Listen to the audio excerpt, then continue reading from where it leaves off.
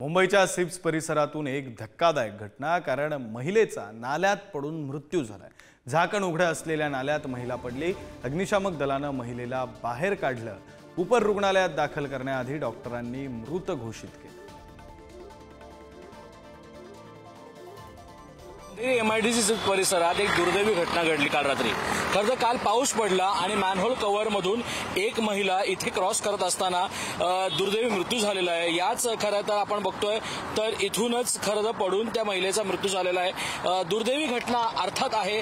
हा परिसर जो आहे तो अंधेरी एमआयडीसी परिसर आहे, जिकडून अनेक गाड्या आपल्याला जाताना दिसत आहेत। हा परिसर अंधेरी एमआयडीसीचा असून सगळ्यात महत्त्वाचं हे की इकडे अनेक बिझनेस हाऊसेस आहेत। त्यासोबतच सगळ्यात महत्त्वाची गोष्ट म्हणजे अंधेरी एमआयडीसीची सगळ्यात महत्त्वाची गोष्ट ही कुलाबा आणि सिप्स जे अंडरग्राऊंड मेट्रो आहे ती पण इथूनच सुरू होणार आहे। अशात अशी गोष्ट घडणं ही कुठे ना कुठे अनेक प्रश्न उपस्थित करणारी आहे। आपण एकंदर पाहिलं गेलं तर अनेक प्रश्न उपस्थित होणारच आहेत, कारण या सगळ्या गोष्टी पाहायला गेल्या तर अंधेरी एमआयडीसीचा परिसर अनेक अर्थाने अनेक बिझनेस हाऊसेस इकडे आहेत, त्यात ही गोष्ट घडणं ही सगळ्यात दुर्दैवी आणि प्रश्न उपस्थित करणारी आहे। श्रीकांत सोबत श्रेयस पुढार न्यूज मुंबई।